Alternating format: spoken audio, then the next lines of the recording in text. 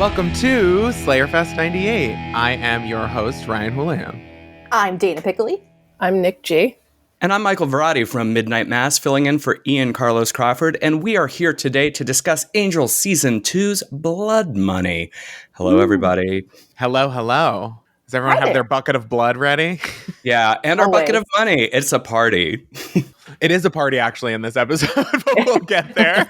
Yeah, it is. I think this episode is wild, and I can't wait to dive in. But how's everyone today? Pretty good. I liked this episode a lot. It's not a perfect episode, but we have a lot of fun, and there's a lot of stuff in there, and it's like twist after twist after twist. So I had a good time watching it earlier. Yeah, I mean, I think that this episode has a lot going on with the main plot and then sort of a what is happening with Cordy, Wes, and Gunn plot. I mean, I know it sets up things later, but they're sort of involved in the episode in a tertiary way and a flatulent demon way, which is very fascinating. I kind of feel like they just had to be there contractually. I don't know what anybody else's take is on that, but I have a take, but it's not a strong take. Should we just jump in? Sure. Yeah. I mean, we do start there, right? Yeah, I think we begin the episode where Wesley and Gunn are playing what I assume to be a game of Risk at Cordelia's apartment.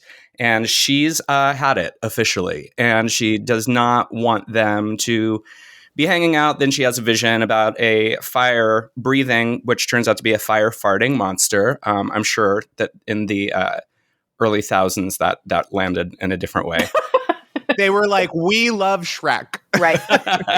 And Cordy's got her fuck ass Bob in this episode. That is a fuck ass Bob. Oh, wow. I don't know why I keep getting the episodes where Cordy has like some obscenely late 90s, early aughts hairstyle that just blows my mind. I mean, we love this Bob. It's not quite yet the John and Kate +8, which comes later in the series, but this is a strong showing for the blunt cut Bobs. And a strong highlight, blonde highlight it, which I am embarrassed to say I had pretty much that same haircut with those same highlights. I lived in LA for half a year around the time, maybe like 5 years after this. It was it was how things were back then. Yeah, well, I mean, this is 2001. I certainly went through my spiky hair, frosted tips era, and I think that we all just need to own that. I currently have blonde hair, and I do not normally have blonde hair, so I should probably shut up. This is a safe space. A safe space. This is a space where games of Risk and farting demons and chunky highlights are allowed. So Kelly Clarkson would love it. But anyway, so what happens is Cordelia, she has visions about this monster, and they decide, because Angel and the gang are on the outs currently, that they're going to go and handle this. They can do it without Angel, and Wes and Gunn go off onto the adventure. And then we catch up with Angel, who is bumping into Anne, who, Buffy viewers may remember from multiple episodes and multiple names. This lady has had more names over the course of the mythology of the Slayerverse, and she keeps popping up. I don't want to dead name her, but Chanterelle was a great name. Anne is also a great name. Nobody's knocking it, but I will always hold space for Chanterelle. I mean, unless there's a fancy mushroom called Anne, I just don't think you're going to top Chanterelle. But I love that she's walking down the street with this enormous box and fully in front of her face, as if that is a thing that a normal person would do, because when Angel puts the books back or like the belongings back, she carries it like a normal person. Yeah. I'm just impressed about the amount of like daytime hour, like day job work that gets done after dark in this part of LA. Because she's just carrying on like it's the middle of her workday, which I guess for her it is with all these. It's a 24/7 job for Anne. It's true. Well, I'm also wondering, what time of year is this supposed to be set? Because I think, as anybody who lives in LA knows, there's a good chunk of the year where the sun doesn't even go down till almost like 8:30 or 9. But I think this episode Angel aired couldn't have picked a worse place to be like, I'm setting up shop. Exactly. I think this episode aired in January, but that doesn't mean it was set in January. And again, from the 6 months that I lived in LA, I can tell you that you can't tell what season it is by what they're wearing, because girls will forever be wearing miniskirts and Uggs.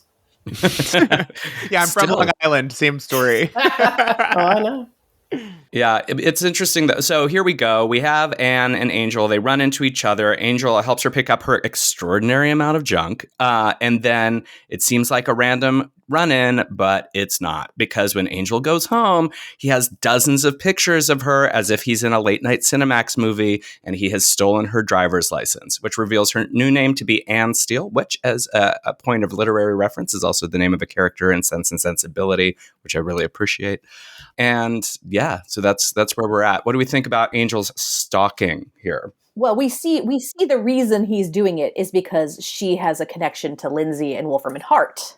Right. Yeah, I think I'm glad that they used Anne again, not just because I really like this actress. I really like the character a lot. I mean, like, well, side note, I really like Anne because I think Anne represents a lot of us in the audience. And I think, like, you know, not to get too deep too fast, but a lot of us, like, neurodivergent people who are really inspired by Buffy and have, like, strong ethical beliefs, but for whom, like, we don't have superpowers, we all have limitations. And to watch somebody, like, with nothing be inspired like that by someone like that who does have power and is doing the right thing. Like, I'm not saying that's how it works in the real world, but like I have felt inspired by Buffy in that way. And I think it makes for a really great shortcut character for us to know that he's not stalking Anne because she did anything wrong. Like, she's not the target of his ire.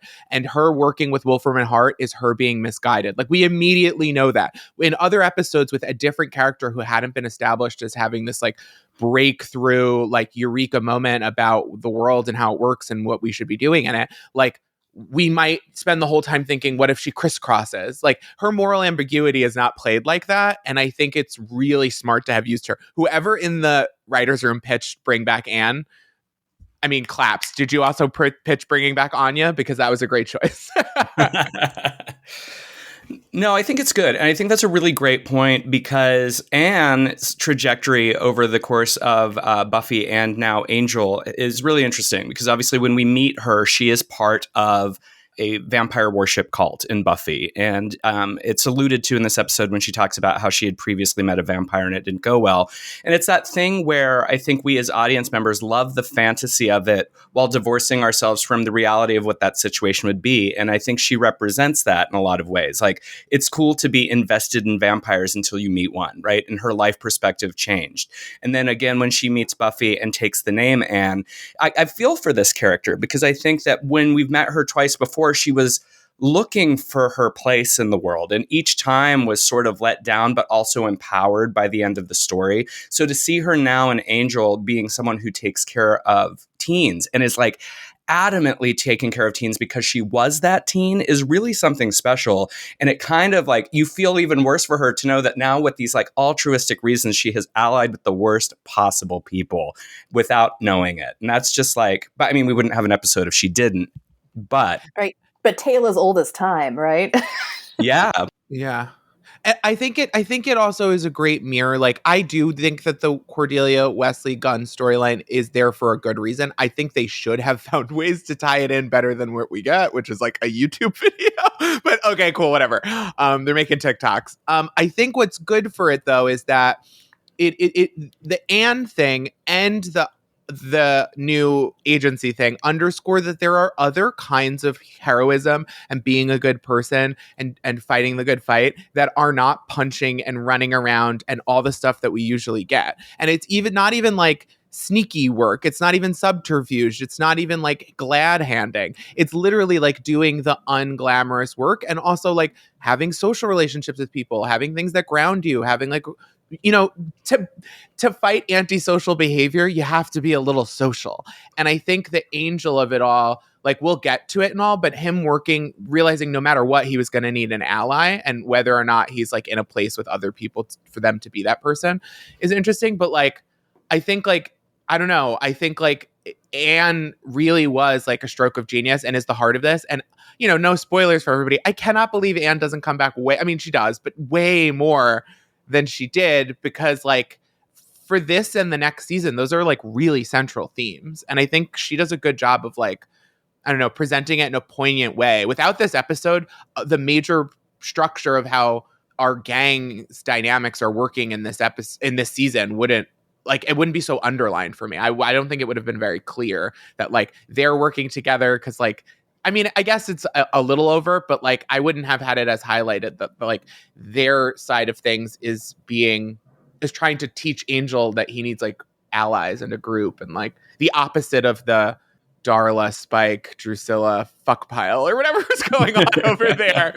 You know, I don't know. I just love it, and I wanted to get up top that like that's my favorite part of this whole thing. Like, it's so good. Though, I think it is interesting, and we can talk about it more towards the end of the episode. What I like about what you're saying, Ryan, is also how her trajectory and growth in this episode in some ways matches the new show that she's in and is more reflective of Angel versus where she was when we met her in Buffy. And we can talk about that at the end of the episode. True. But it is really interesting.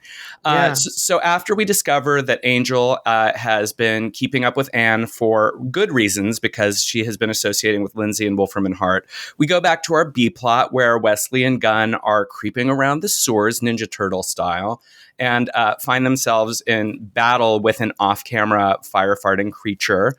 I think that this is some good comedy, I guess, if not dated comedy. I don't know how much more it adds to the episode other than establishing kind of their later decision, unless, as you said, Ryan, you like this part of the plot. This part with the farting demon, I'm good on that. I think the show does this thing where it can be sometimes very self-conscious or like very, very focused on how serious and dark it is. This is a serious crime show, you guys. And they're like, well, I guess we got to keep it light. Fart jokes? Great. Fart jokes. Right. Yeah, they didn't have the built-in solutions that are Fred and Lauren. I mean, to a point, it gets sad later. But like, they didn't have some built-in solutions, and Cordelia can't do all the work. And I think this is them playing around with tone a little bit, which is cool. But like, let's whole-ass something instead of half-assing 4 different villains for this episode.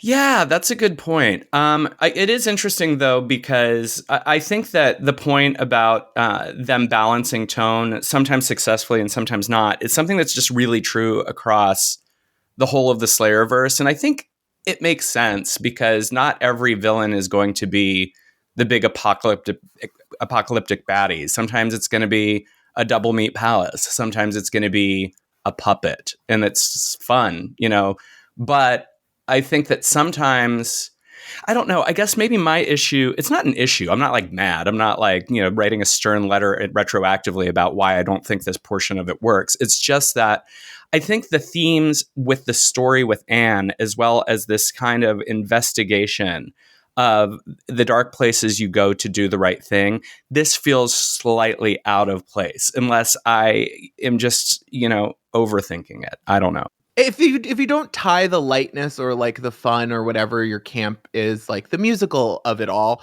tied in very deeply with the themes of the episode and spread it throughout, it's just going to feel like a Family Guy cutaway thing. And like, I don't know, that's it's not so bad that it's distracting. I was just like, I'm like, what am I supposed to focus on at the beginning of this episode? Yeah. But it is what it is. I mean, I think Merle's funnier than any of that.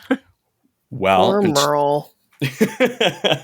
Merle is kind of a sad sack, right? And to that point, our next scene, Angel goes to Merle's apartment, I guess, underdwelling, and he wants information about Anne, and this is where he further gets info about her connection to Wolfram and Hart. And I think that it's interesting because this is Batman Angel, He's doing the right thing, but he's not very nice about it. I don't like how he treats Merle. I'm just going to say it. Yeah. Well, they kind of do that to all these kind of middle road demons, right? Like these guys they're just trying to get by. Merle's just trying to get by. He just wants to have enough money to afford a fresh beanbag chair, and everyone's got to be so mean to him. Yeah.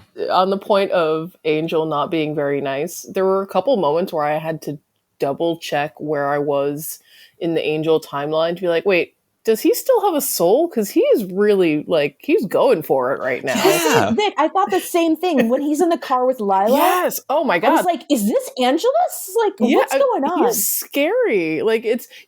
He's rude to Merle, but it gets really sinister. So yeah, I mean, this is an Angel maybe with a soul, but without friends. Yeah, which then it kind of begs the question, what's the difference at a certain point? Because he is without.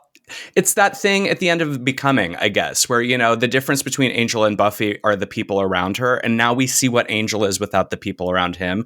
And it's not very nice. I mean, he may be a hero, but not a very good one, I would say, because even the way he achieves his means at the end of this episode, although they achieve the desired good guy effect, it's kind of shitty, to be honest. Yeah, I think we've seen Angel with no friends and a soul, and like he was eating rats, and then someone decided to befriend him and put him on the right path. And like his best times have been when he's like with the Buffy gang, and like he's in on the mission or whatever, or like Cordelia and him are cracking a case. And his worst times are he's in a mansion alone, being like whatever.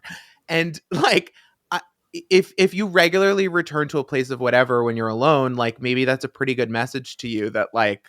I don't know. This whole episode to me is about like the mission, and like the mission is not a fight for an imaginary thing that you'll never get because you need to just keep fighting to like fill a hole in you. Like a mission is like something you live every day, and like I don't think he understood that half of it. Or Angel also seems like a character who like he's like, I get it. I get why I need to help people. And it's like, no, you actually have to keep learning and growing. You didn't reach the end of learning and growing, you know? And I think Cordelia and everybody kind of get that from a place that he doesn't, just because he's so old. He's been alone for so long. Yeah. It's interesting, though, because I think that this show, and we see it in shades of Giles, when we see it in some of the other characters in the Buffyverse, that the mission is important, but I think a continuing theme over both of the shows is that blind devotion to the mission is just as deadly as evil sometimes. I think there's this kind of overcommitment to ideology that, because we've seen like all the worst moments of Giles is when he neglects Buffy's humanness. You know, when Angel is in this place in this episode, he's neglecting his friends. He's being kind of uncool to the people who are helping him. I don't think he's really great to Anne, even though he's supposed to be her ally.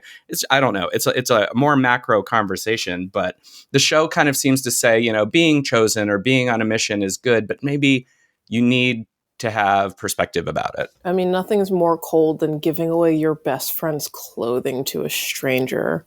When he shows up and then hands over a bag of Cordy's clothing, he's like, friendship done. I'm not seeing her again. Also, Cordy, who would take that so personally? Oh, right? The ultimate slap of the face. I also think like, okay, so we have this, we learn that Wolfram and Hart wants to do this fundraiser for the shelter called the Highway Robbery Ball. And I think like what a weird theme. Dumb. So dumb. Hacky. But it does underscore the like, if you have to take, or if you, first off, if you have to dance for the money, it's insulting and like it's degrading and it's not as good of a deed as if someone just gives you money. But if you have to like play act taking it too, like it's layers and layers of just like people doing the right thing for the wrong reasons is just kind of not enough. I mean, it's better than nothing, but like, but what a strange theme. Have any of you ever heard of something like this before? This feels very much like a corporate function. Yes. It absolutely does. Yeah. No, like a retreat. Right. No, it's fascinating because while watching the episode, I was just like, what a dumb theme for a charity event. But then the more I thought about it, I was like, you know what, though? If I got online and read in the news that Elon Musk did this exact same thing at X or Twitter or whatever we're calling it today's headquarters, I'd be like, oh yeah, that makes sense because dumb. So like if this was reported on in the real world, I would hate it just as much, but I believe that this kind of thing happens. Oh yeah, I mean, I've seen some pretty poorly executed, tasteless things. It's just the specificity with which they imagined this highway robbery. I mean, and honestly, the poor actors in LA who got hired to dress as like cowboys or whatever, all I could think was like, I hope Wolfram and Hart is paying them through the nose too. I hope so. I wonder if Wolfram and Hart, where's Wolfram and Hart on the SAG-AFTRA WGA strike? I need to know what the line is there. I think you know. They are representing AMPTP. That's yeah, they're the legal firm for the private equity that owns all the studios. And it was in this episode of Slayerfest that we discovered that David Zaslav was a senior partner. After what he did to Legendary, yes. Okay, so we we now know that Angel goes and talks to Merle. This is where we're at right now. And he goes to the shelter to talk to Anne. As you pointed out, he takes Cordy's clothes, talk about the highway robbery ball. And then we know after that a new demon in town, as Ryan mentioned, one of the 4 villains of this week's episode, a new demon named Boone pops up and also kind of shakes Merle down for information on Angel. I like Boone as sort of a simplistic kind of spaghetti Western kind of bad guy, because he just wants fisticuffs. That's his initial MO. I don't dislike this baddie. I had trouble taking him seriously though, with the like kind of Harlequin look to him. Like I feel like I did that to a Barbie doll or like a Ken doll with like a blue marker. It's just like there's something about his look that I struggle to take seriously.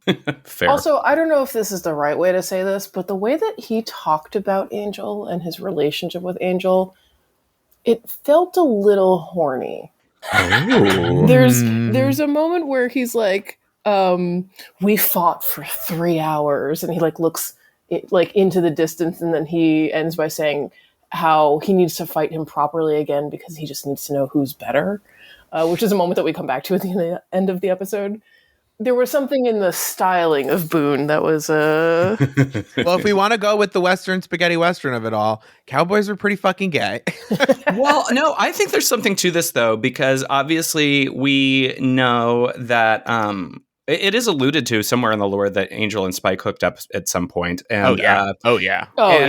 And I think that even the tension between these two, it's presented as combat, but as per the reveal later in the episode, like they like this. They like the tension between each other. They like the kind of like energy, for lack of a better term. So, and we don't really get to see their final fight. We just see like some like white knuckling fists, and then we cut. So who knows? To them smoking a cigarette in bed, but really it's just a post-fight cigarette. Exactly. Oh wow. I like that. I like this read. I'm all about it. I think that we need more hookups of Angel's past to come out of the woodworks, especially queer ones. Exactly. Triple down on that. So after Boone's visit to Merle, we get to the sequence that was alluded to earlier, where Angel surprises Lilah in her car and is extremely menacing. I really like this scene, even though it definitely paints our protagonist as less than heroic. But it made me really think, I don't know, I was reflecting on 90s erotic thrillers and that kind of thing where like the intense stalker is hiding in the back seat and there's just like that, or it even has that little element of Drag Me to Hell. I don't know if that's, where the baddie's in the back seat, and it makes me happy. I love those vibes. God. I love the phrase baddies in the back seat. It's sort of every woman's worst nightmare to like get into your car. I mean, I don't know about you, Nick, but like I always check my back seat when I get into my car because that's what we're taught to do, because that's something that we grow to fear, is that there's going to be somebody dangerous that gets in the back of our car and we'll be helpless. Yeah, Angel really leans into it too. He says something like, I don't know, he makes a lot of threats. And like I said, this was the moment where I was like, are we sure he still has a soul? Because yeah, this was the point at which I genuinely was like, wait, I might have watched this out of order or something, you know what I mean? And then I was like, wait, no, that doesn't even make any sense. What? But I also think it's, it is 90s sexual thriller. Absolutely. Lilah is perfect for that. Like, oh my God, let's remake Basic Instinct. And of course, we won't recast any of the roles, but let's find a role for Lilah in it. I really liked it, but I liked it because I like that genre. But I also think it's important to balance in the show, not in this episode. So I really understand why it sticks out here. But in the show, on the queerness of it all, he does do the erotic thriller stuff with Lindsey even more than with Lilah.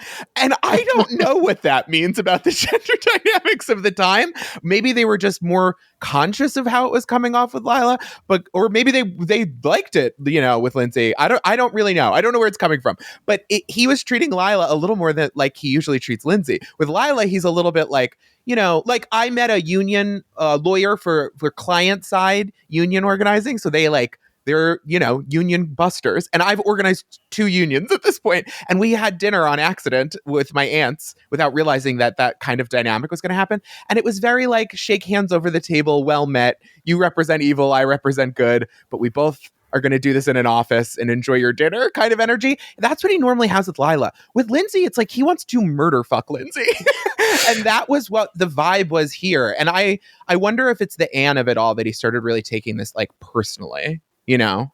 Yeah, I feel like many episodes at this point. But we were talking about earlier in the season where I think Darla calls it that like Lindsey has this weird fucked up thing with Angel, and now we kind of see the other side of like Angel's, you know, take no prisoners aspect. But when Angel is talking to Lilah, the thing that really got me, when, you know, she's trying to be like, play it cool and be dismissive. And she's like, Angel, please. And he goes, no. The begging comes later.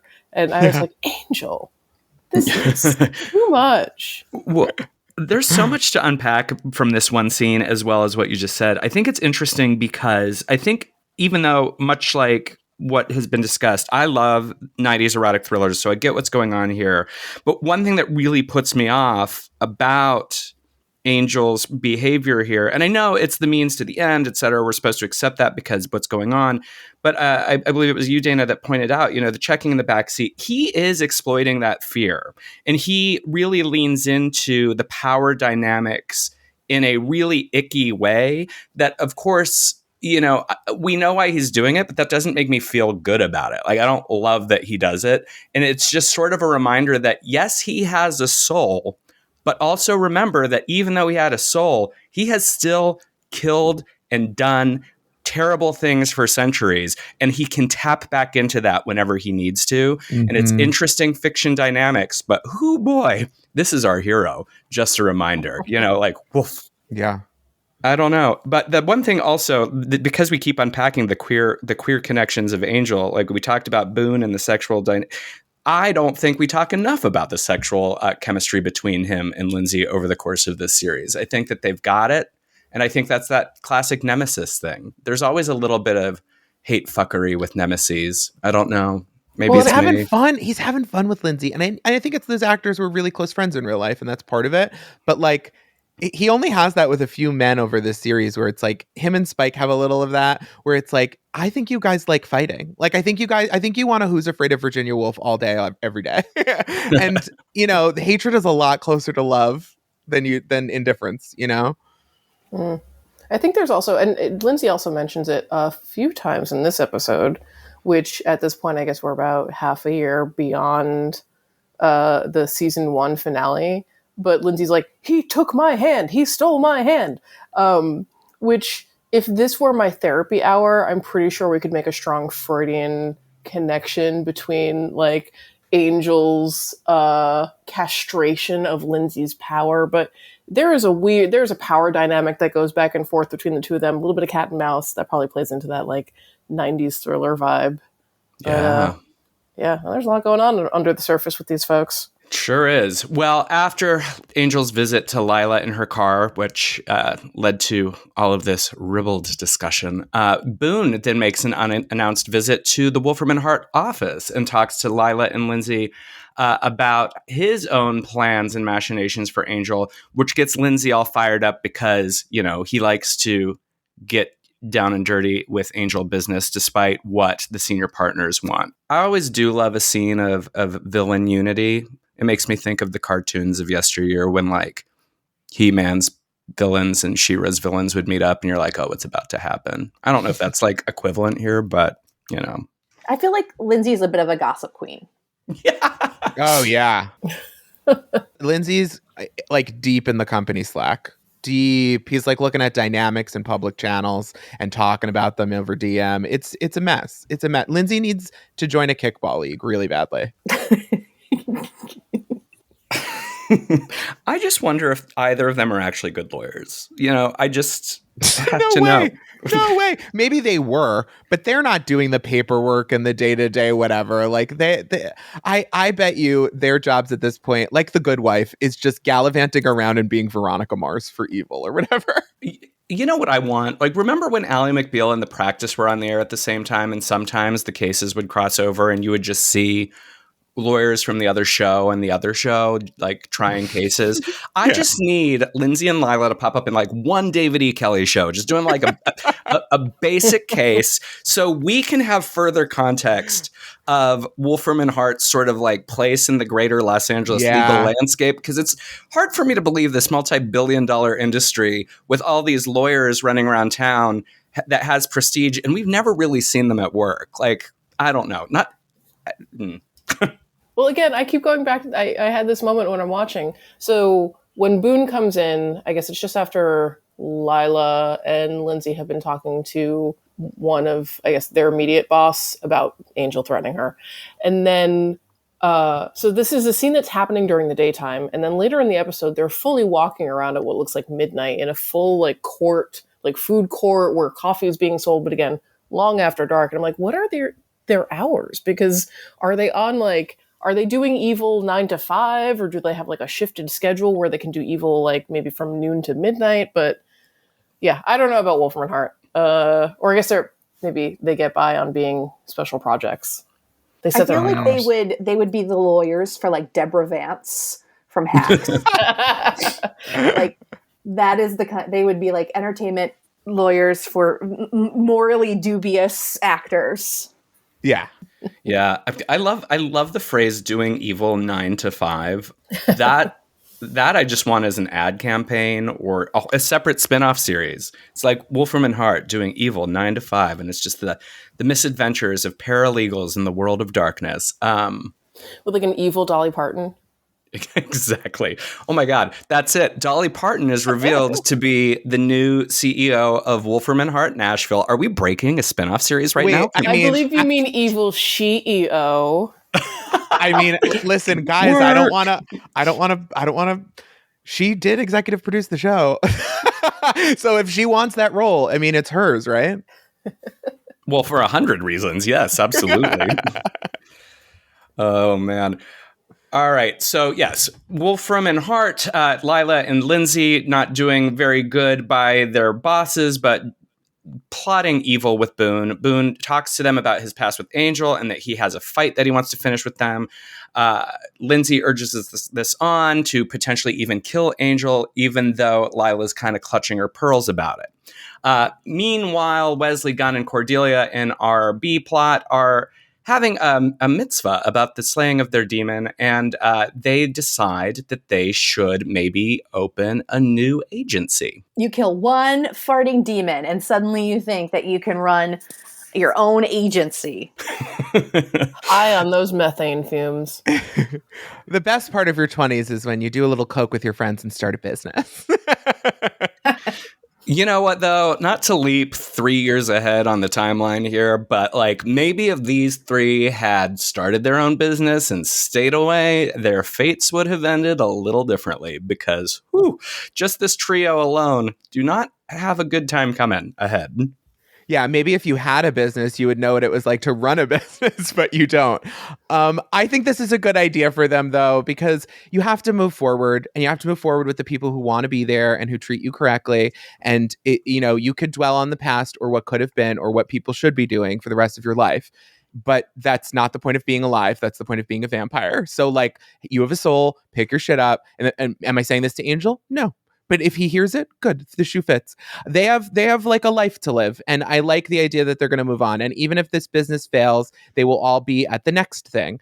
And I think that's an important part of your 20s and maybe something that Angel's, again, missing because he's so old and been so alone and disconnected. He's so out of practice for optimism or like forward momentum in some ways. Fair.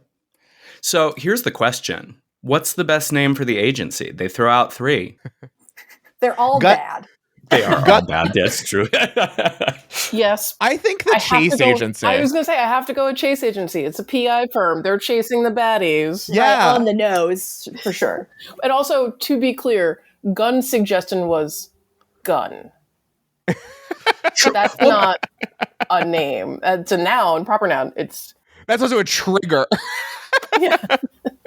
No pun intended. I also think like if they're going to make somebody the face of the agency and you're not going to use hunky hero guy, maybe it should be the actress who people immediately love upon meeting, you know?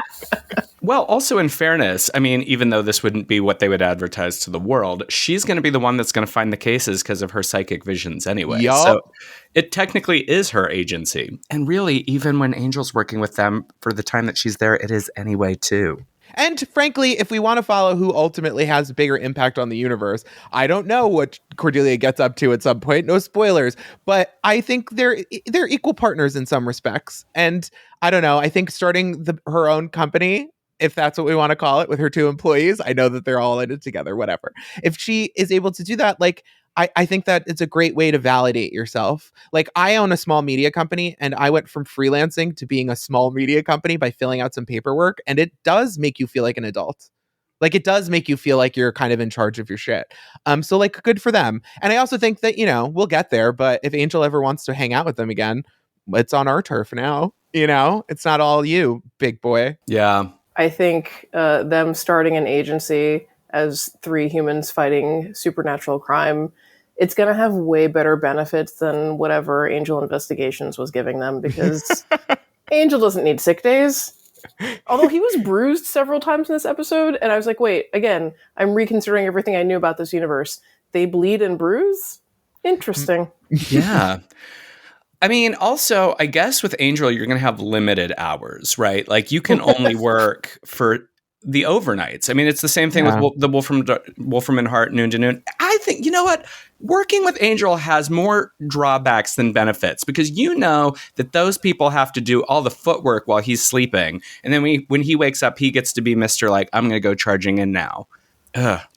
And I know this is discriminatory, perhaps. And frankly, I never get to do that. I don't want my egg salad next to your blood in the fridge, sir. You know what I mean? I need some accessibility for me, too. I don't want to be drinking pig's blood on accident when I reach for coffee. No, this whole thing, they really should be being compensated really well. And frankly, they're probably going to end up working overtime, because Angel's like, I can't do errands during the day. Like, I really need you to do them. Like, oh, fuck off, vampire, with your bullshit. Upsetting. I mean, she already is, Cordelia is already going through the LA experience of moving here, trying to make it an industry, and now like shifting to a new age job. So it's kind of like, just be the boss, Cordy. This is a pro Cordelia podcast. I'm just, you know. Oh yeah. Always has been, always will be. Exactly. All right. So after the visit with, well, not after the visit with Boone, we talked about that. After Wesley Gunn and Cordelia decide to create their own agency and argue about the name, we cut back to Merle's place again, because comedy is nothing if not a rule of 3s. And this is the 3rd time he has been infringed upon and beaten up, this time by Lilah and one of her thugs who accost him for information. I feel so bad for Merle in this. I know we keep ringing on this point, but every time we see him in this episode, he's getting punched in the face. How does he know so much? Well, he's an informant, right? Isn't that like their job? Like, totally. I just think, like, you know, he's got a GPS location on Angel. He's got up-to-date case information. Like, I don't know. I've had some people come to me who I don't know what the word is, like gossips. and he's just so reliable. And also, he doesn't know that they know where he is. Well, you've got to start doing some research on your own life, buddy, and finding a new layer. Maybe he's on the same Slack as Lindsey. True. Maybe he could be a hacker. He's a hacker demon. He does have that really cool Mac computer hanging out in the back of his lair, so... Whoa, yeah, maybe. And also, like, in a very, like, kind of dated of the era thing, I love that his furniture / decor is just Magnavox TV boxes. I think those just fell off a truck and he's waiting to unload them. Now we understand what Merle's actual income is. It's 90s televisions. Yeah, he just does the stool pigeon shit for fun. When people say they've got a guy, that guy is Merle. Good. You know what? I would like my guy to be Merle, honestly. Or maybe not. He gives you up pretty fast. I recant that statement. Like, yeah. But your TV guy could be Merle. He seems to really know what he's doing with these hot units. All right. Well, after Lilah and her goons shake down Merle, we then go back to the teen shelter late at night, where Angel shows up and kind of gives some creeper vibes to Anne, which she calls out, and she thinks that he's been stalking her, and he's like, "Yo, I am," and she seems to take it really well, because I don't think I would if someone came in and gave me that information. Like she is just sort of like, "You're stalking me," and he's like, "Yup," and she's like, "Oh," and then of course Lindsey shows up, but it's just like, I mean, You know what? The shit Anne probably sees every day. Fair. You know, those teens got to come in with some Degrassi ass shit going on. Well, she says as much toward the end of the episode, where she talks about, girls sitting in pools of her own blood and all the terrible things she's seen. She's like, you know what? She has that moment of like, I'm willing to make a deal with the devil because I've been living here. Yeah. Right, and that's sort of the basis of her engagement with Wolfram and Hart. When Angel reveals in this sequence why he's been following her, she seems not as flustered because them doing something awful is not all that big of a deal to her, considering the fact that she sees awful things with the teens every day. And Angel points out that the money that they would give her is going to be barely anything. And she's like, well, it's better than nothing. And I think that that's a really interesting perspective, because I think often in these sort of hero-driven shows, when the villain's plot is presented, usually we as the audience are supposed to agree, that this is wrong. And it is wrong. But Anne lives in a more morally gray world, or not morally gray, that's not what I mean, but like in a world where people are not looking out for the people she's looking out for, and anything that she can do is going to be significant. And so she's less bothered than Angel is. And I think that's interesting. I love that the show explores that gray area, because so often we just only get these kind of like good and bad, bottom line kind of statements, but that's not how the world works.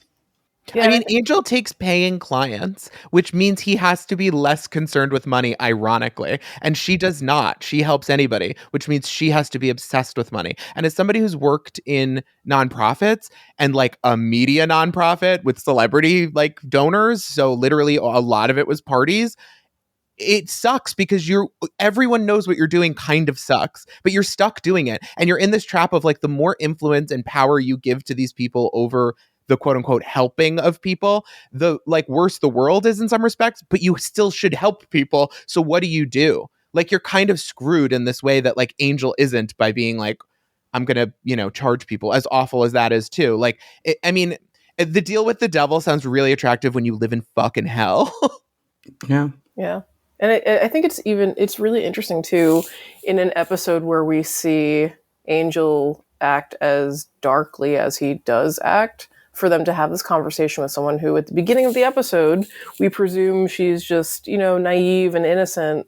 And she's like, she does the math for him. And she's like, yeah, that's $100,000. That's like, I'm fine by that. And she also points out, like, you cut off Lindsey's hand. Like, how dare you judge me? And he's like, oh, okay. Like, there's an interesting moment that happens when they're talking, where it's like tables are turned, and you thought Angel was maybe the dark one, the big bad in this episode, but it's actually the little blonde girl running the shelter who's like, I don't care, everything is a means to an end. And she reminds me a little of Buffy in the sense of like, I can be an optimist and I can be earnest and I can like, try my hardest, and it doesn't make me naive. Like, I understand what's going on. I do think that's still the best option for everybody, including me.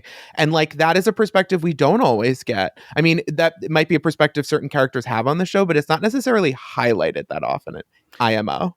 Right. And I would be remiss, especially because it's so key to the very end of the episode, that during that conversation where she calls him out for his sort of hypocrisy, Angel kind of takes this brief stance where he's like, but it's blood money, which is really rich, of course, for Angel to point out, considering all of the things we've highlighted and a history of villainy. Or even just his history in this episode. If we know nothing about Angel, it's not like he's exactly running around doing all the right things here. And then, of course, things are complicated upon the arrival of Lindsey and Boone, and a fight breaks out and chaos. This is when Anne really figures out that Angel is a vampire, and lots of fisticuffs and show. Well, we've got to include some for the trailer, the like next week on Angel trailer from last week. So I get it. I think that's why Boone is there to begin with, is to give Angel some like monsters to fight so that they could use it on the WB. That makes sense. Yes, so it's in this moment then that because of Boone's arrival and because of the reveal and the monsters of it all, Anne is like, all right, what do you want me to do? Angel lays out his plot for the cowboy benefit situation, and she is kind of down to help him with his plan. And this is when we find out that Nathan Reed of Wolfram and Hart is none too pleased with the situation with Lindsey and Lilah, and he is at the ball. Everything's going as planned thus far. That Boone is hiding, ready to pounce, et cetera, et cetera. Let's just talk about the ball for a few. I know we alluded to it earlier, but what a situation. Yeah, tacky. Highway robbery. Come on, guys. Although I do love how in such a, I mean, it's not a short scene, but like in such a small amount of time, they fit in as many LA entertainment industry tropes as possible. Like the guy who's like, here's an envelope full of cash. My daughter from my first marriage loves your show. And then the next scene is some rich person being like, so can you tell me about the gay character playing? I don't get it. I feel like that was like a personal kind of in joke, probably, that they got from, and they were like, "We got to add this."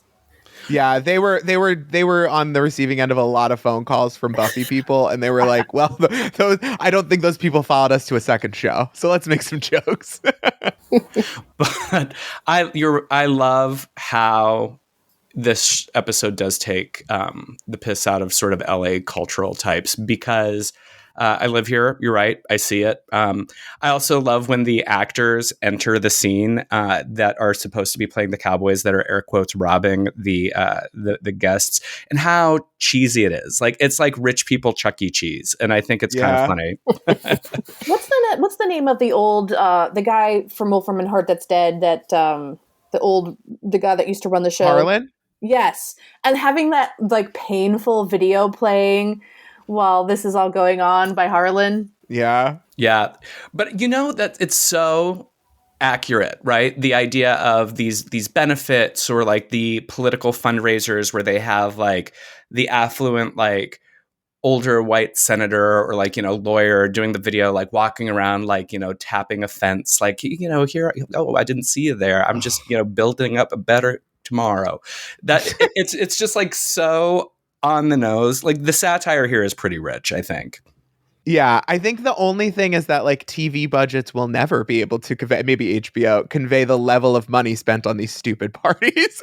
And it would even heighten and elevate some of the like great dialogue we get. Also, I wish we could cut out Boone entirely and just have added another 10 minutes of this party and our characters circulating among like, just parodies of the worst people in LA. I mean, it's a delight. I love the more that this show investigates LA, like culturally. I think it adds so much, but I think some of that wanes later. So I'm having fun while we're doing it still. It's true. The only thing living here that I'm always trying to get a beat on is where in the city they're supposed to be. They do that thing that like is true. And I'm sure when things are set in New York and folks who live in New York feel the same, where they'll just be like talking about locations and then they're all of a sudden somewhere else. I'm like, what? How did they get there? I don't understand. Like, where are they?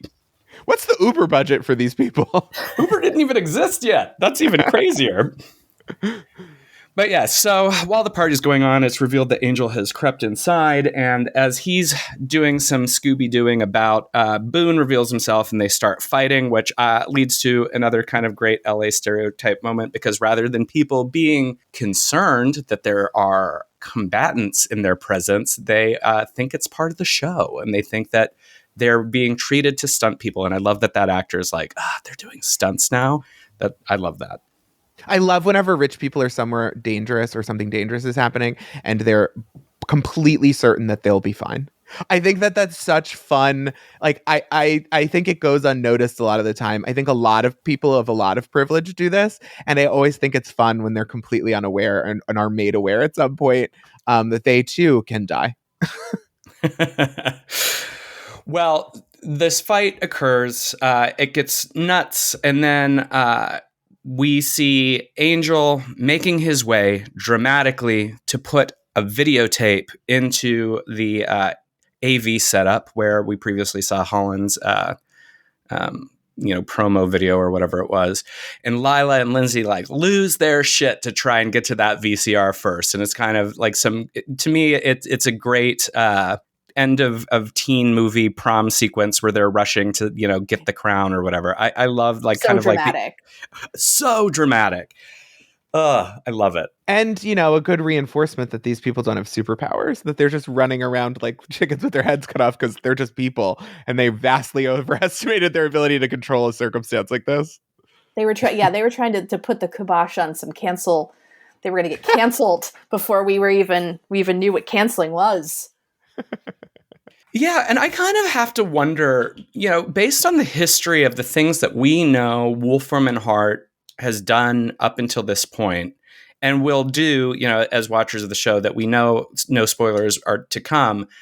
There's a part of me that's like, okay, so Angel plays like a video revealing that they're only going to give some money, but not all the money or whatever, and that's the evil plan in a room full of rich people who are probably ripping people off.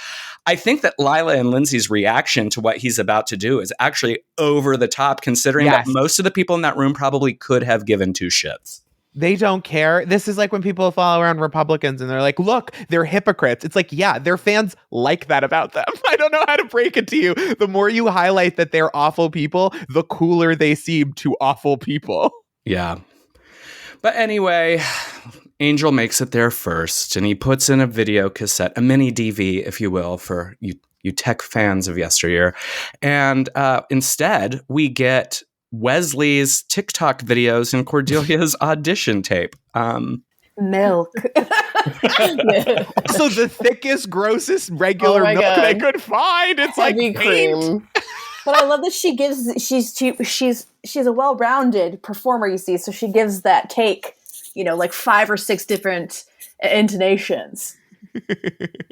I love the like staring at the camera and moving your own face a little bit thing to see kind of what you look like on camera. Because how are you supposed to know? I've done that before with YouTube stuff. Been like, all right, let me just shoot 10 minutes to see like, what do I look like on camera? I like that we get a little Cordy moment at the end after the milk where she's like, how am I not working? Like, she loved whatever she was giving to the camera. Yeah. No, so I am a little hazy on some of the episodes leading up to this because it's been a hot minute. But we talked about the Bob at the beginning. Is this the first episode where the Bob was revealed? Because otherwise, how long ago do we think they had to pre-tape the milk thing knowing this was coming? Because Cordy has her long hair in that video. Oh, but it's a bad wig. Unless it's just her actual hair, in which case, apologies. But it looked... I'm pretty good at sussing out wigs. I think that's her real hair. Were they block shooting some of this stuff? Because like that, I guess would make sense. But I think also, they had to be. The attention to detail for the continuity. I mean, like Chef's Kiss, When Will Charmed, which I managed to bring up in every episode of Slayerfest. Bless. I love the Charmed reference, so I'm here for the fact that you brought it up because while watching this, the whole last act at the benefit to me feels like a third act Charmed thing. Like I can just see this happening. They're like the Halliwells are like, oh, we have to deal with this demon, but we're also attending this soiree. Like what? Yeah, except it would have been at P3 and Alanis Morissette would have been playing inexplicably. So the audience watches in rapt attention / rich people horror, I guess, at seeing normal people record themselves. And then it's revealed that Angel never had a video of Lilah and Lindsey and their nefarious plan, and it was all a trick to embarrass them. And I think that this is really interesting because the fact that all of this heavy brooding and darkness and like Angel in the back of Lila's car and like, the intensity is ultimately like in a way like some kind of big practical joke on Lilah and Lindsey. I mean, it has ramifications, but it's also to the expense of Anne, which we alluded to in the beginning of the episode. Like he kind of plays her to do this to them, and understandably, she's not thrilled. Yeah, she's like, "Oh, so where'd all the money go?" And he's like, "Yeah, it was tainted anyway. So what? Screw those kids." Yeah, I think it's like really easy for him to take some high road teaching her a lesson or whatever. And she's like, "No, I already understood what was going on. You just lied to me now." So, like, also like. Angel, she's a very vulnerable person, not just for her, but she makes a good point. She's like, you're taking a chance with all of those kids. Like, you could have at least, I don't know. It's another highlight that like Angel's doing things, and maybe even sometimes accidentally, like his collab with Boone, doing things the right way by like working with somebody or whatever. But like he's still not quite right in the head. Like this is not normal Angel behavior to be like lying to someone like Anne and manipulating her. And if it was like, it would, I don't know, they would have played it really differently. Like I had to do it or whatever, but they don't. They just play it as like that's what he wanted to do. It's uncomfortable and like I don't know. It does a good job of leaving you with like there's resolution, but I'm also unsettled with Angel right now. Yeah, I mean it's the fact that the hero of the show was not all that heroic, and I think frankly kind of unkind and cruel in this episode. You also brought up a good point that it is revealed that the whole of Boone's existence in this episode was in fact a trick. Boone was part of Angel's plot all along to make Lindsey and Lilah look foolish, and while the video was playing, Boone made off with the charity money because sure, that also makes Angel look bad. Like, because here's this collaborator that helped pull off this practical joke, just stole all this money that Anne so desperately needs for her teens in need. Yeah. Also, like Angel, you want to steal money from rich people and like give it away. There's a quicker way to do that with superpowers. I don't know. The Boone of it all to me feels very like a slapdash solution to some plot issues they were having that like I think could have been smoothed over in some other way. Yeah. Well, it kind of almost in a way feels like notes. Like it feels like this episode had been written and Boone either did not play as big of a part or wasn't there at all. And someone was like, probably to your point, we need more fighting in the punchy vampire show. And that kind of leads to this. I don't know. I don't dislike the character. I like his introduction, although I do think the point about the Harlequin makeup is really funny. But I also don't know that we really needed him in this episode at all. No, I don't think we did. And I think like that actor is pretty charismatic. So if we were going to use him, let's find something for him to do. Yeah, I was going to say, it kind of, there's a little bit of like, look over here, here's the flashy thing. And I didn't remember until I rewatched this that I think this is one of the earlier episodes where one of the higher ups at Wolfram and Hart makes absolutely clear what their intentions with Angel are for the rest of the series. Like they know that he has some part in the apocalypse, and that's why they want to keep him close. And any other, like any interaction he has with Lindsey or Lilah or whatever, it's all in service of this like much bigger scope. I kind of had a bit of a like, oh yeah, okay, now I see how this like interaction connects with everything that happens in seasons 4 and 5. Yeah, I think the world building is really smart here. And I guess in a way, what you're saying does justify Boone, because Boone gives us the moment where Lindsey is like, I don't care what the senior partners want. If Boone kills Angel, great.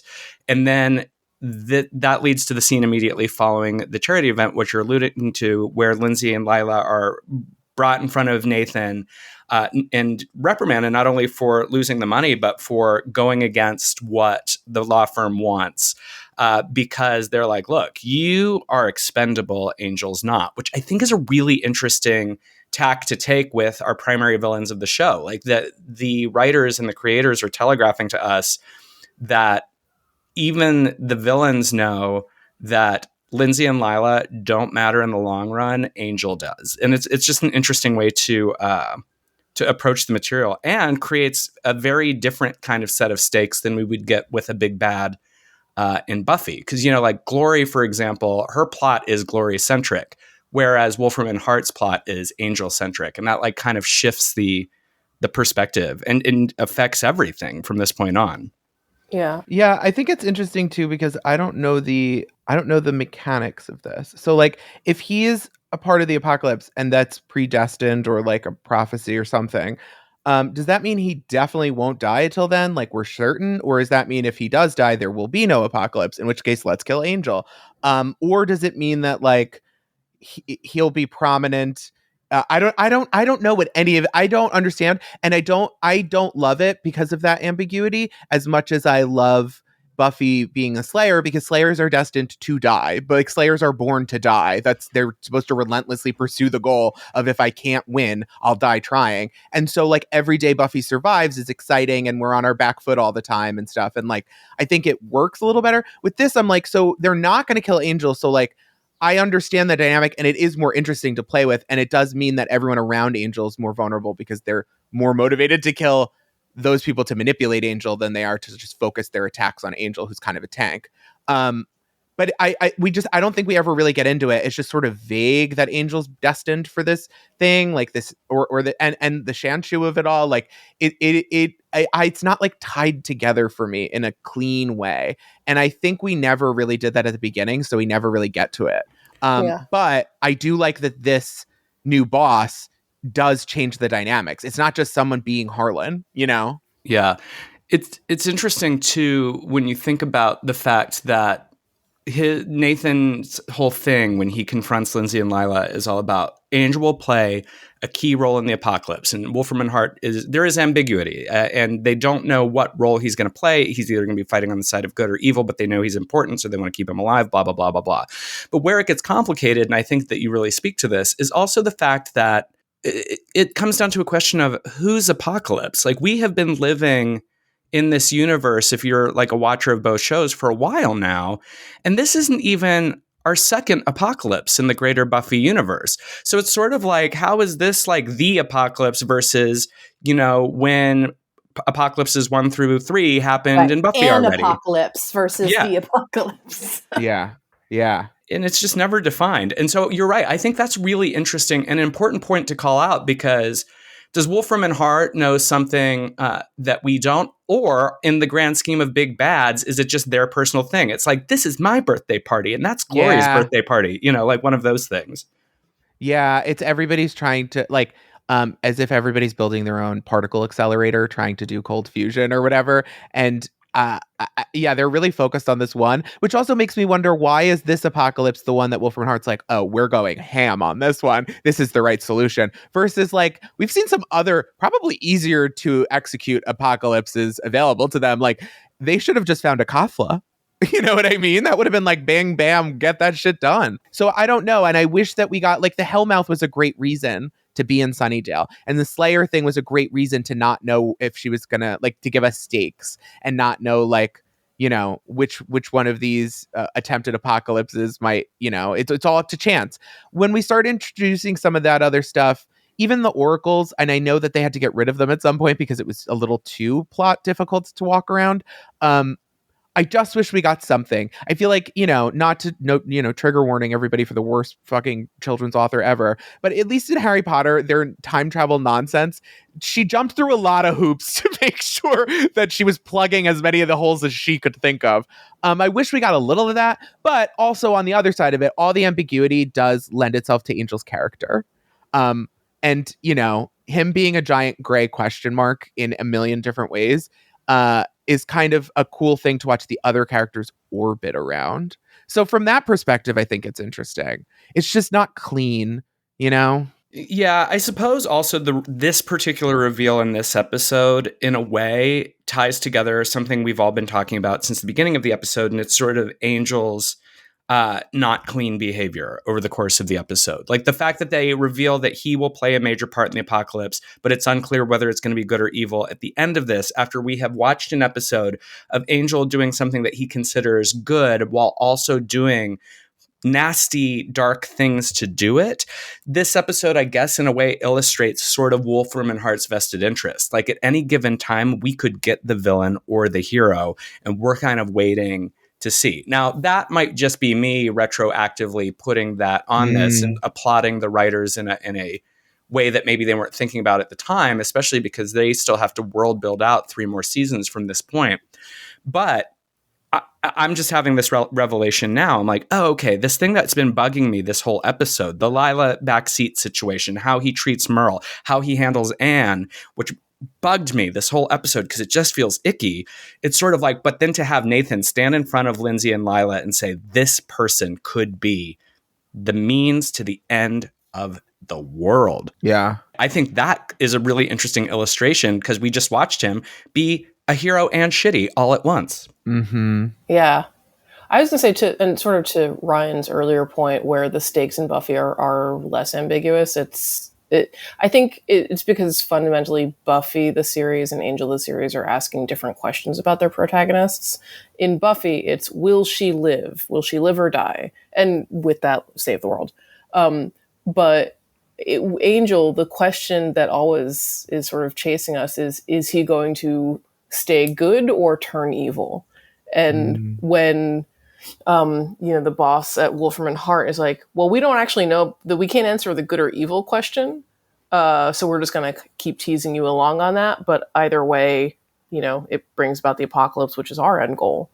So I think it's just, with Buffy, it's never a question of, is she going to be evil?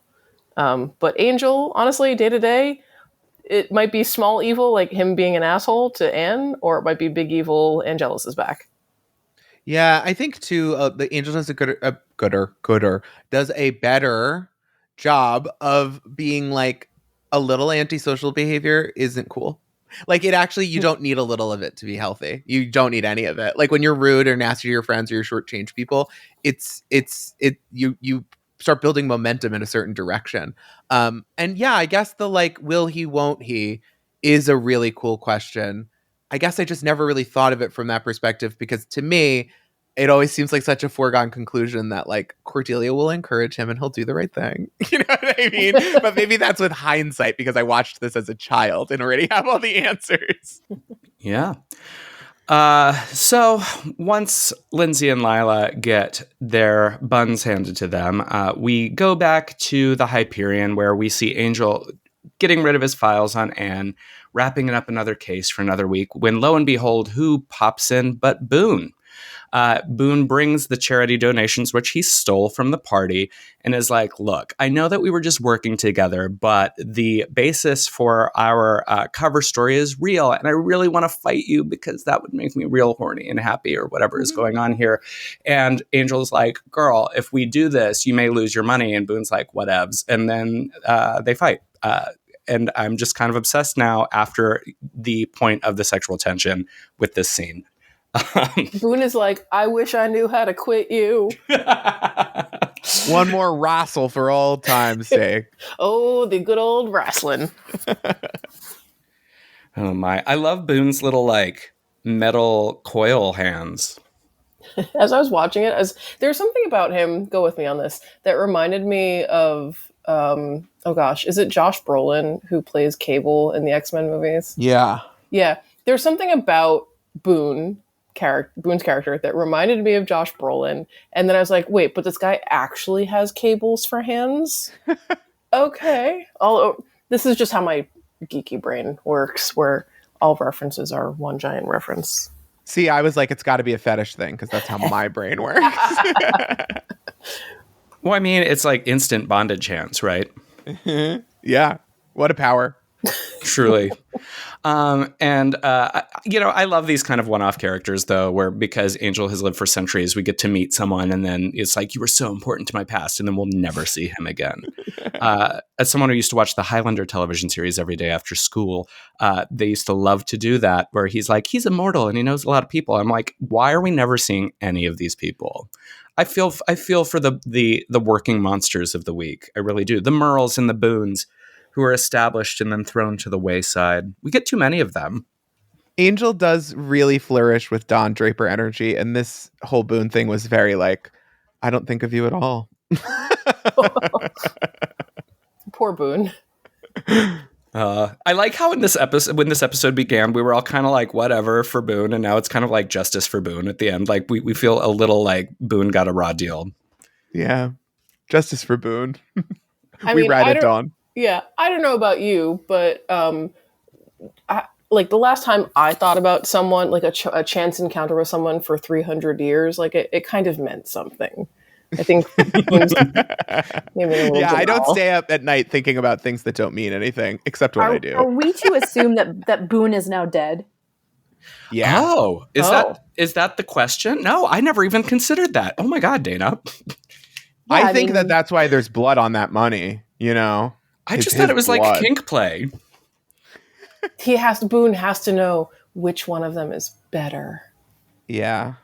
And I think like also making Boone a demon was a great way for us to be like, he didn't kill a person, but like he kind of did. Like we saw this guy be kind of morally ambiguous, and like Merle's a perfect example of like Clem. There are demons that are not like evil. And you know, I don't know. I guess it's another thing where if you think about it a little bit, it makes Angel seem dark. But also we don't know the specifics of the fight. Like maybe it was like kill or be killed at a certain point. I don't know. Interesting, though. Interesting that it happens off screen to maintain a certain tone for the character, both the characters, you know? Yeah. Although the idea that he killed him is now sort of like not blowing my mind, but I'm like, why did I not even consider that? I just assumed they had like some good punches and they were like, wow, was it good for you? And then Boone's like, here's the money. Like, you know, like, I don't know. Maybe I wanted Angel to be better, as if the last 45 minutes of the episode prior didn't like show that he maybe isn't better.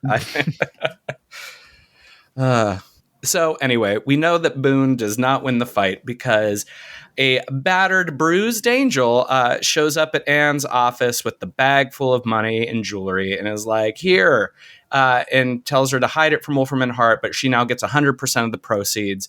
And in sort of a stinger that ties us back to their first conversation, their first meaningful conversation, she's like, what is this on the money? And he's like, it's blood. And she goes, it'll wash off, proving that Anne is willing to do what she needs to do to help her peeps as well.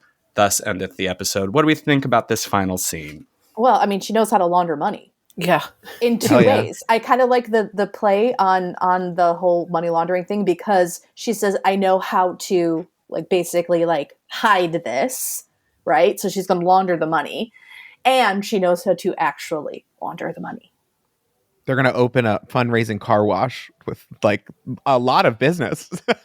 And this is how we get the Angel Breaking Bad universe. 100%.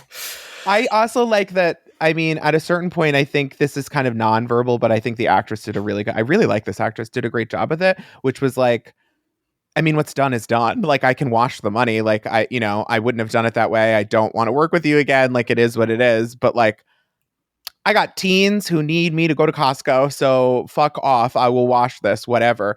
And I think that's also like maybe a counterbalance to what we're seeing with the agency and the old gang. Of like, when you're in the real world, you know, it is going to be weirdly morally gray, but you know, there's being a pragmatist, and then there's doing what Angel is doing, which is like self-destructive stuff. Yeah, I really like this character, and I think that it was brought up earlier about how, in a way, it's a bummer we didn't get more of her. I know she comes back in season 5, but that's years from now, because she illustrates, like, I wish we had a character like this. I think they wanted to do something like this with Kate in the first season that just didn't happen for multiple reasons. But Anne operates in a space where, exactly what you're saying, she represents the real world and that moral ambiguity. And it's sort of like, she represents people who are downtrodden and in need. And it's sort of like, okay, well, you're fighting werewolves and farting demons and things. Like, well, the real monster in my life is just hunger and a cruel world. And so I need what I can get to get by. And I think that having that parallel, maybe it was just too heavy for this era of television, but I think that's such an interesting character, especially at this point in the show. And I wish we had gotten more of it. And so self-aware to be like, you actually know what people need. We actually know what people need. We actually have the solutions. We actually know how to solve 90% of the problems in the world. It's just money. It's just taking money from rich people and helping poor people. That's really all it is. And any way we can get to that, we'll start the conversation over when everyone has a place to sleep. Like, I will look at my ethics and we'll find a better way when everyone has a place to sleep. And until then, I'm going to rob the rich, even if it's metaphorically with their permission or whatever, or like, in a hyper realistic play or whatever bullshit way I have to do it, fine. But like, the solution actually isn't, contemplating right and wrong from the shadows and making direct action against a villain. It's like, give people money. Like, most of these people's problems are not vampires and they're not people out in the night. And I think it's a good reminder for a show like this, especially that the show is supposed to be a metaphor. The show is not like a lesson for how you should act in real life. Like, it's a metaphor for like ethics and like, choices and right and wrong and what it all means. But like, ultimately in the real world, people just need money. Just give people more money. I don't know how to make it any more simple than that. And it's interesting because the people complicating that in this episode are rich people, and they are lawyers, and they're people for whom this is a really simple problem to solve, but they just don't want to, Yeah. It's interesting as you were saying that too. It's like, I feel like that's illustrated by so many of the characters in this that are not part of either the Angel investigations or Wolfram and Hart. Because Merle, to a certain extent, is that too. He's not involved other than taking the gig from Angel. His day to day is not worried about the apocalypse or solving a crime. He just needs to live. Like, he wants to get by. And I am always interested when we see, kind of for the lack of a better term, the like blue collar demons of the Buffyverse, because that's kind of the thing across the board where we see them sort of like, they're the people in between. They really represent us, I guess. Like, we in a day-to-day basis would not be the ones riding into battle or fighting the apocalypse. We'd just be like, oh shit, that's going on. Anyway, I need, dinner. I mean, listen, there's no ethical consumption under capitalism. I know I took it there already again. But like, truly, there isn't. Like, we're all bad guys to the people who are making our products, but what are we supposed to do? You can't divorce yourself from needing food from the grocery store. My full-time job can't be growing food because, first off, I'm not good at it and I'm disabled, but also like, that can't be what everyone's job is in the world right now. And so like, are we all kind of bad people in some respect? Yes. But as we learn later in Buffy, and as the lore of the Slayerverse expands, Buffy's part demon too. So like, it's the way that he looks and the way that he has to live to survive doesn't mean he's a bad person or deserving of being like killed. And so we don't really know what happened with Boone, but it is like, I think you're right. Like, the Merle of it all does kind of underline how morally gray and how like perfect, like truly dubious Angel's takes on things are right now. Yeah. All right, well, I feel like we've hit that point in the episode. I know that we have some grading and favorites. Ryan, do you want to take us into that? Sure thing. Nic, what was your favorite scene? Okay. My favorite scene, it's got to be the introduction to Boone. It's just, he's so alluring with his blue Harlequin face. Dana, what was your favorite scene? I really didn't love this episode, so I don't have a favorite scene. Fair enough. Michael, what's your favorite scene? Oh, gosh. I'm going to have to say that my favorite scene, it's got to be the Angel and Lilah in the car. Not because it like thrills me, but because I actually think there's like some really interesting commentary and on power dynamics, and it's scary from her perspective. Even though she is the villain, it also shows him in a darker way that leads us to question him. I think that it's just a really interesting sequence, and like it stuck with me. Like, it bothered me, but I'm still thinking about it. So I don't know if favorite's the right word, but it is for me the lasting scene, because it's like some heavy footwork from the actors and the writing, because it's saying a lot with one location. So truly. I think my favorite scene was Cordelia's Valerie Cherish moment while she was practicing drinking milk. All right, so our favorite outfits. Dana, what was your favorite outfit? Okay, so I'm going to go for Lila's one-shoulder dress Yes. at the ball. I think it's a classic look, and it was kind of like this like inky, purpley, bluish. It was a really nice dress. Agreed. Nic, what was your favorite? Same. I will say the scene where she's getting dressed down by the boss with Lindsey that immediately follows that, you see that there's a matching tuxedo jacket to go with it. So, styles. Demerits for her very 1998 makeup, which is too much blue eyeshadow, but everything else is working. Michael, what was your favorite outfit?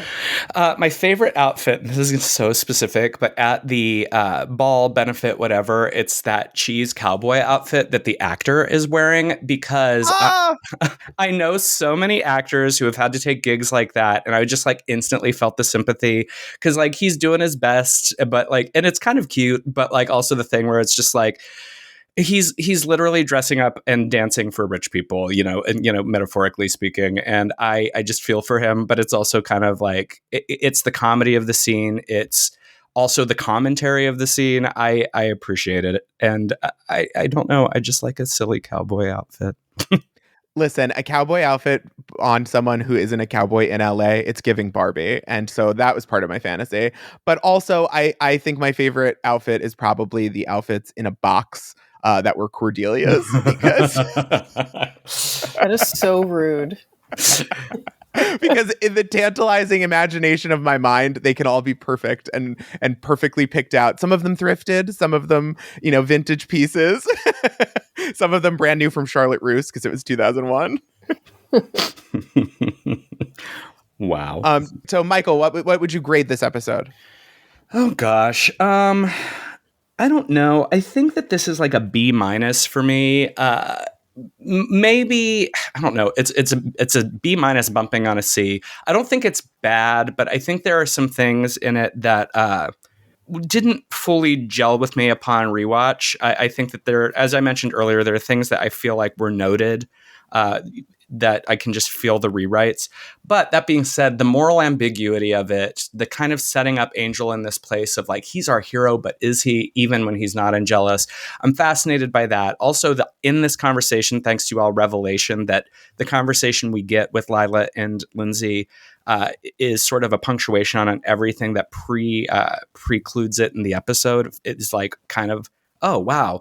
So I'm going to say it's kind of like a firmly in the middle episode, B- for me.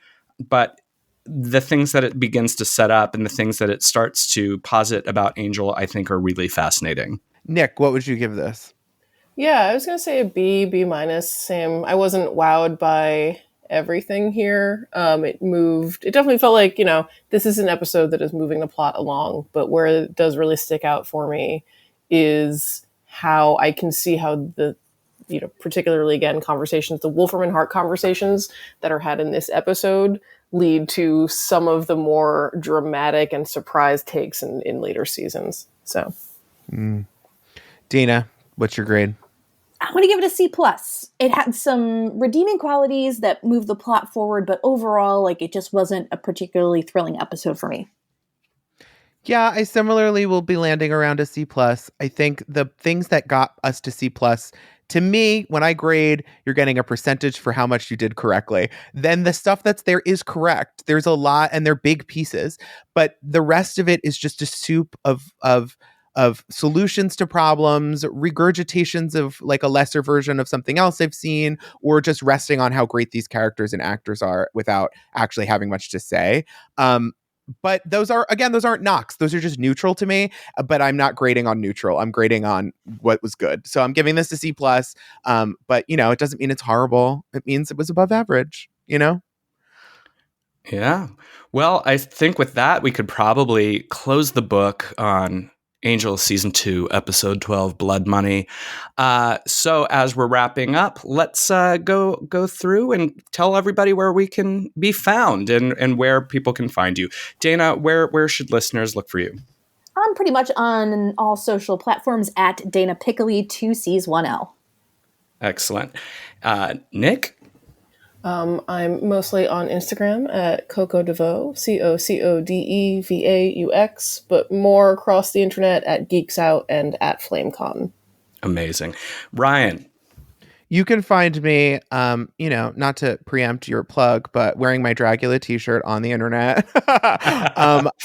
You can find me at youtube.com/@Ryho. That's RYHO. I am making longer reported pieces about the mix of pop culture and politics, and it is not as exhausting as it sounds. We have a lot of fun. My last video is about Barbie being child-free and how that is an eternal slay, no matter what else you think about Barbie. Well, I mean, I don't even have to do a Dragula plug because you did it for me. Well, so if you're not watching the Boulet Brothers Dragula on Shudder, of course, you can find me at Michael Varrati on Twitter and Instagram, as well as every other week I co-host Midnight Mass with my dear ghoul friend Peaches Christ, where we talk about cult cinema. And yes, that's that on that. I feel like we have adequately and phenomenally slayed this episode. Yes, I will be using my cable hands until it's time to come back to Slayerfest. Well, thank you all. This was amazing. Really appreciate it. And thank you, everyone, for listening. Hey there. It's Editor Ashley here, popping in to say that if you enjoyed this and you want to follow Slayerfest 98 online, you can find us at SlayerFestX98 on all social media platforms. And if you're interested in getting more bonus content like extra video episodes and audio episodes talking about things like Harley Quinn, Batman the Animated Series, Red, White, and Royal Blue, and Marvel, you should check out our Patreon where you can get all of that and more for as little as $5 a month. Any and all support is appreciated. Okay, bye! Bye! Bye.